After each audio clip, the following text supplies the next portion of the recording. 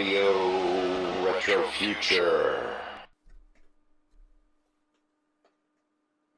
Good day, ladies and gentlemen. Welcome to a new episode of the Weird Vlogs on Radio Retro Future. As always, I am Bansert, your humble host, and this is a format I haven't done in a while, but I wanted to do it again because they do seem to be rather popular, more popular than, for example, the interviews that I'm actually best known for. But yeah, I'm becoming rather cynical about doing more of those, so I'm think of cutting down on doing the interviews and do more of these vlogs. So let me know what you think about that change.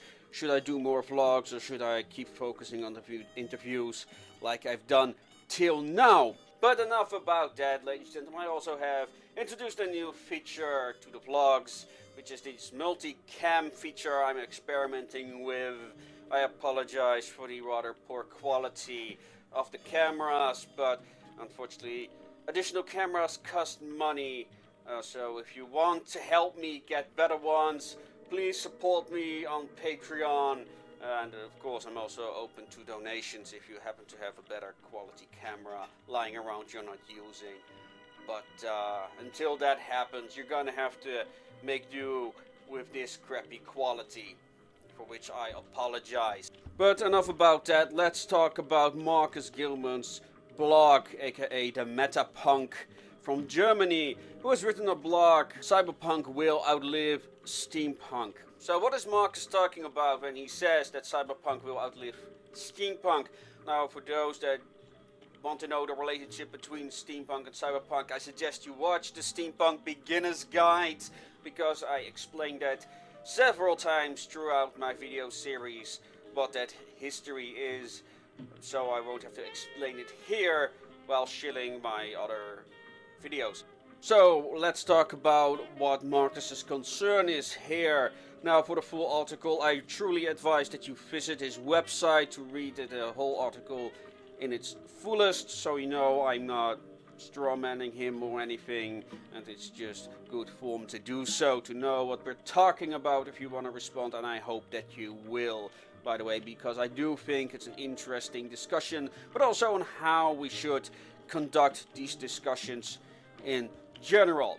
But let's focus on the 3 points of his blog, and let me grab my notes because I will screw up it otherwise. And the first point that he makes, and it's a rather weird one, is that few steampunks consider steampunk to be their primary focus.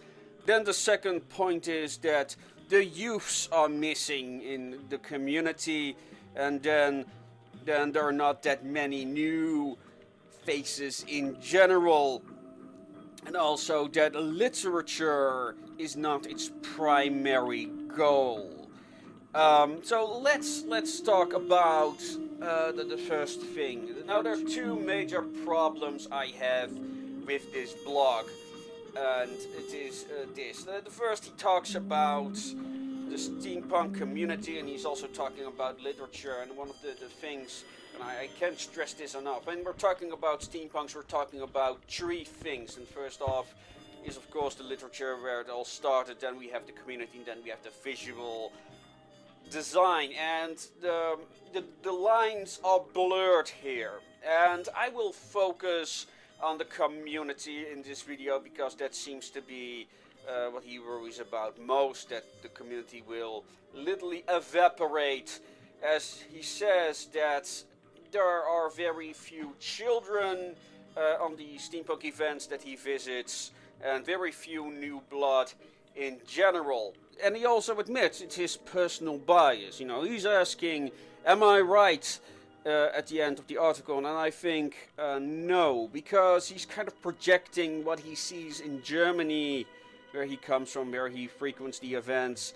And the German steampunk scene is very, very different than that, for example, in the Netherlands, and I also think in the United States and England, from what I see here. And one of the things is that the events that I visited in Germany, they are specifically, the ones I frequented are steampunk specific.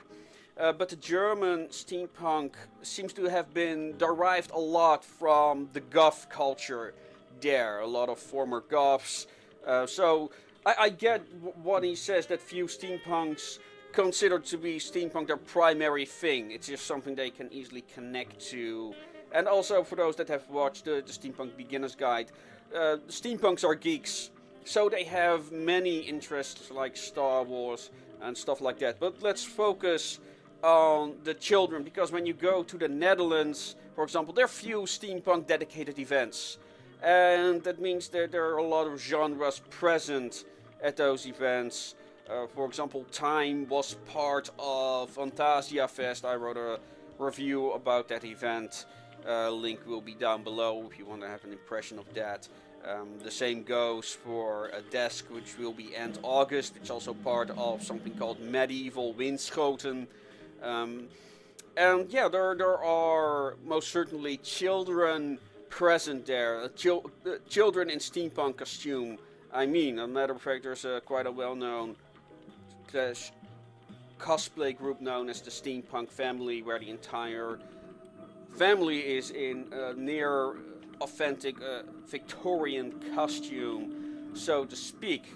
So my point here is that this is based on his observation on this German steampunk scene, and that's very different. Because, yeah, I've been to a few German events, and yeah, they are focused on a completely different audience than the Dutch events are. So I think the problem is not that there are no children present. I think that the events that he frequents attract a completely different audience. I think he's wrong, and when it comes to new faces, when I look to responses, for example, to the Steampunk Beginner's Guide, which already has over thousands of views, which I'm really grateful for, there are a lot of new people that want to learn about what steampunk is, and for those people, those videos are intended as well. But this video, for example, will attract a completely different audience. It might attract people that already are familiar with Cyberpunk. It might attract people that already are familiar with Steampunk, in particular people that are concerned about topics like these. So I think that's the issue, not the fact that there are no children present at the event he frequents, but the events don't target that demographic, which is the families. Where Dutch events are focused on getting large audiences, which means targeting children and their parents. I do that too, like the red racing thing that we're working on right now, which is primarily targeted to children but can also be enjoyed by adults. So I think that's the thing we should be talking about. Now, and then the second thing he brings up, that literature is not steampunk's primary focus. I think that's correct, but here's the other problem with this blog. It doesn't talk about what the fundamental difference between cyberpunks and steampunks is. It makes the observation that cyberpunk is much more focused on its literature. It has very little in the sense of conventions. And steampunks do have a lot of conventions.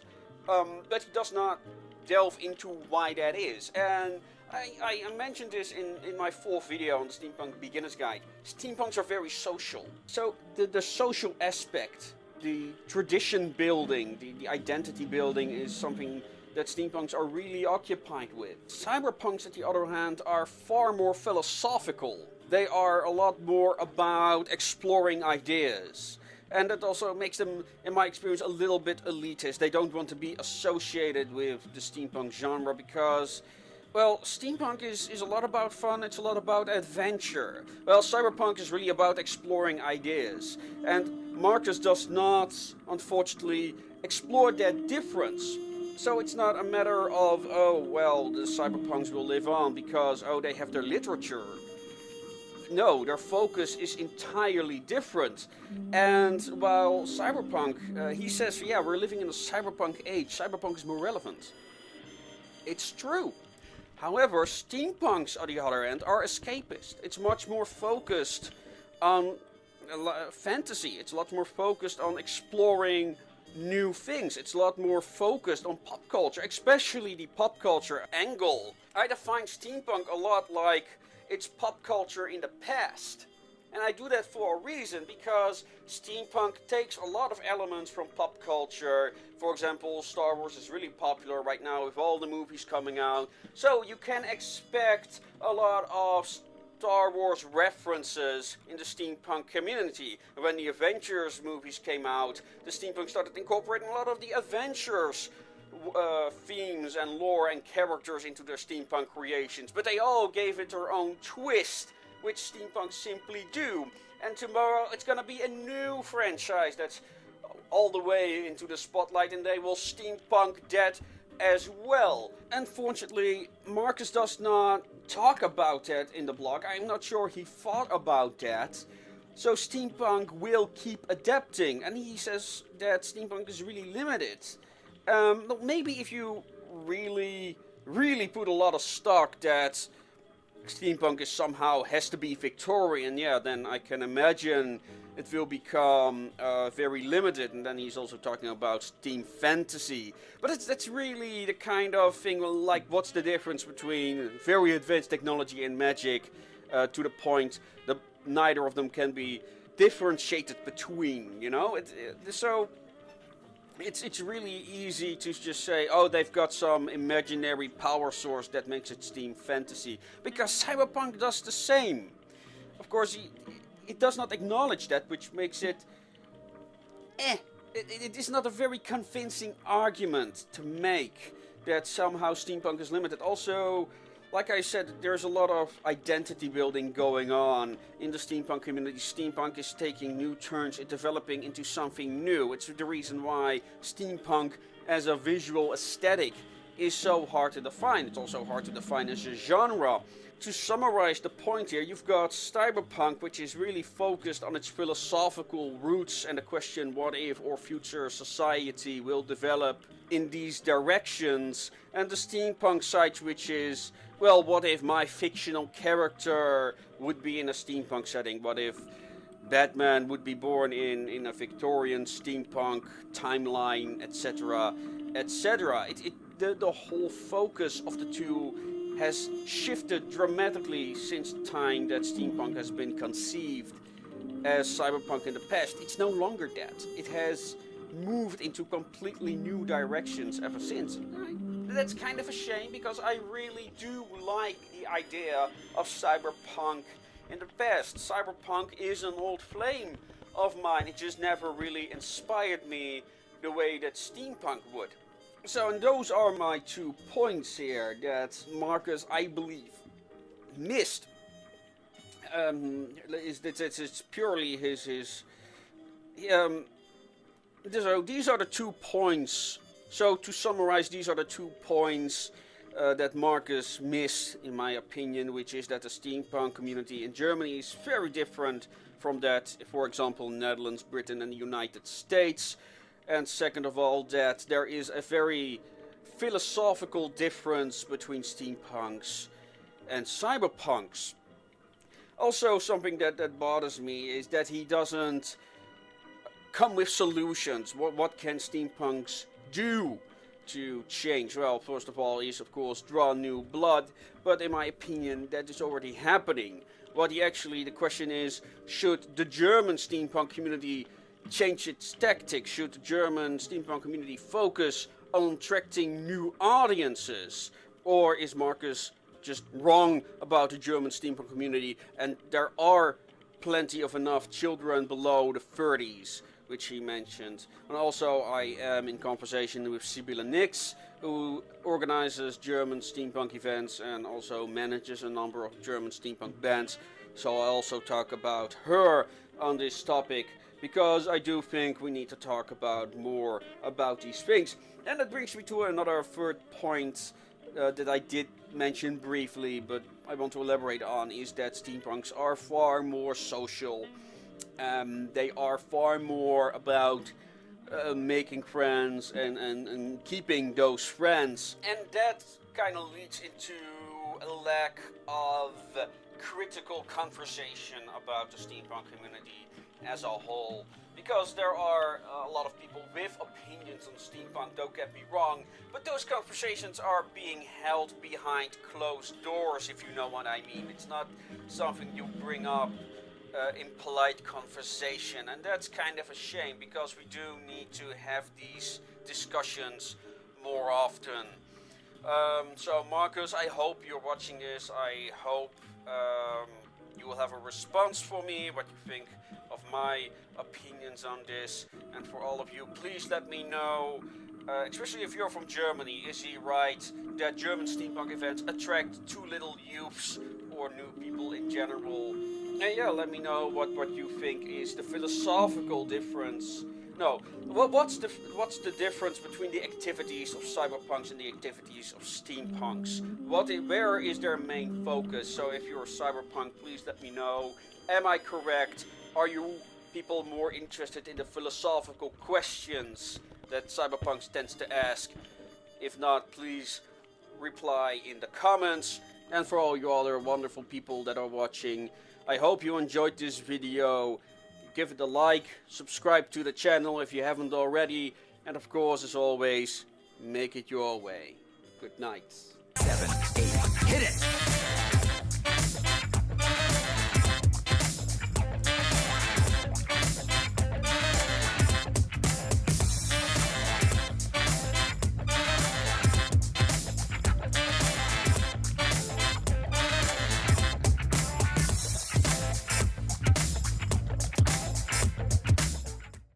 Radio Retro Future. Okay, I already screwed up the intro. This is starting off well.